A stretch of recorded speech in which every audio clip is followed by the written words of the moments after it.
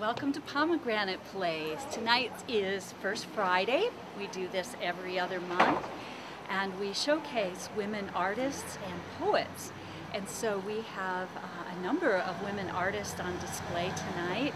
Their artwork is all through the house, and we actually have a woman out in the garage who has a van that she has totally quilted inside and out to depict her journey around the United States for a year on her 65th year of her life. So that's very exciting, and we're looking forward to this. Let's go in and see what's going on.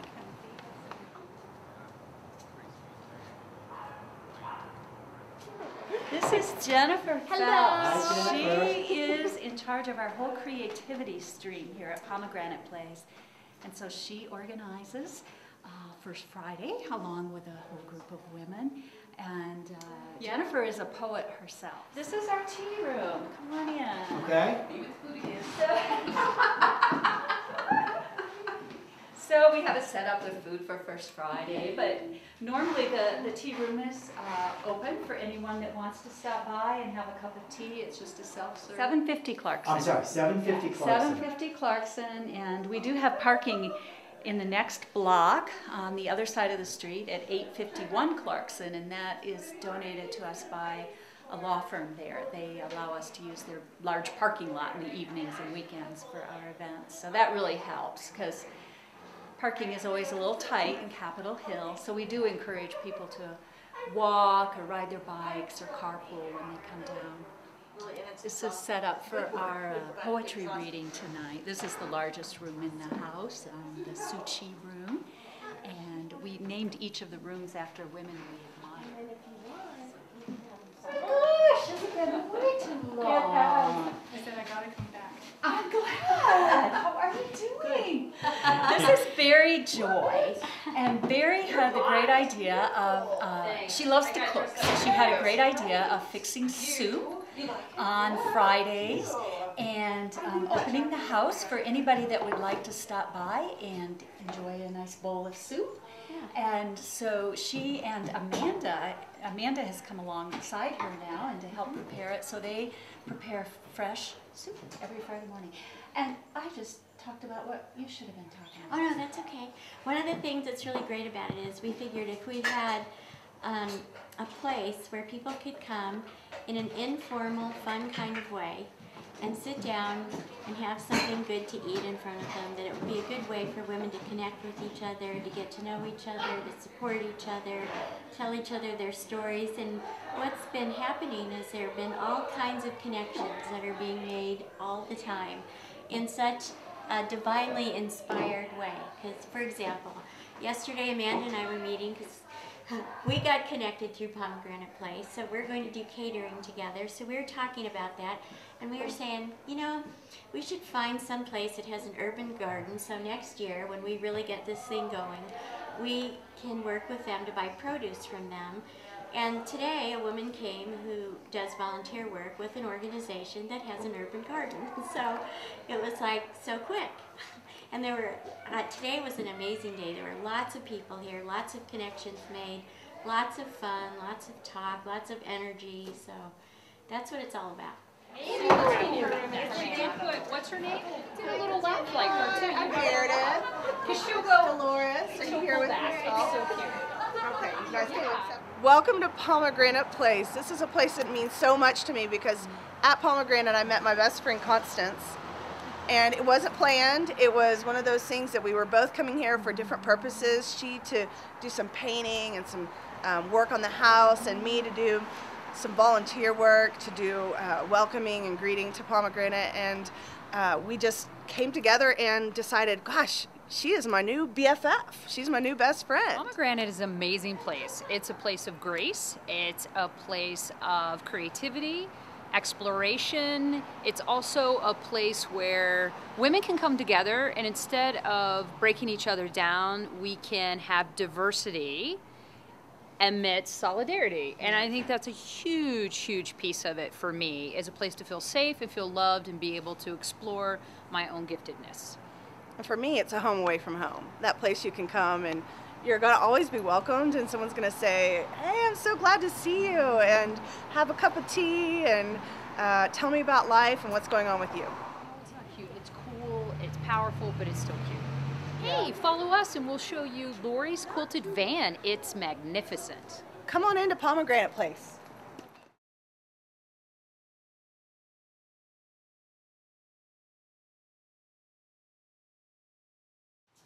Isn't it absolutely beautiful? In celebration of my 65th birthday, I traveled around the United States. I took a solo trip in this Volkswagen camper, which I love. Wow. And I decided at the end of the time that I was going to turn it into art. So this art installation tells about what it was like to be a single female traveler traveling around the United States. So I was gone for 12 months, 20,000 miles.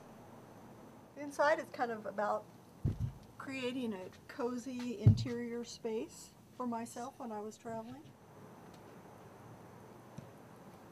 So basically this shows the states I visited. This is kind of the story of the trip, how it all happened. So it tells the story. Sure does.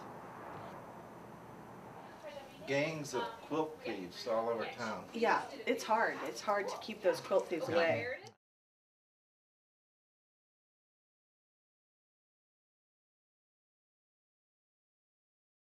The broader vision of Pomegranate Place is to help women discover the purpose for which they were created and to help them live it out.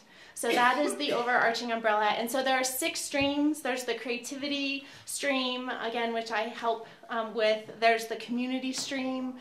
There is the body stream. There's the mind or wisdom stream. Social global awareness of women's issues. And I'm always forgetting, spirituality. How could I forget that? Or soul stream. Lori Hill Gibb is a writer and fiber mixed media artist. She has published children's educational books, poetry, and co-authored an adult nonfiction book, Ski Touring with Kids, by Pruitt Publishing in 1982. For 35 years, Lori has invested her time and energy teaching children ages 3 to 8. Her recent project, Journey 65, is a collection of prose and poetry written for family and friends during her 12-month solo journey around the United States and Canada. This 20,000-mile adventure in Turtle, which is her 1995 VW camper, was a celebration of turning 65. And Camper is here tonight. Turtle is here tonight outside. So after the reading, please go out and look at that. It's beautiful. She will be reading pieces in conjunction with the exhibit of her quilted VW camper and wall art pieces that will be displayed here at Pomegranate Place from today, October 7th, until November 25th. And those are upstairs on the 2nd floor. So without further ado, Lori. I've put over 3,000 miles on Turtle, and she and I love each other very much. Did you expect it to sink to these levels? Occasionally she belches or does some other embarrassing thing, but no more than I do. They still put me in the far corners of the campground because they can't figure out what else to do with me. And so writing became like a shaking hand. The other's hands are so much more tragic, missing arms. But finally I could say hello to them.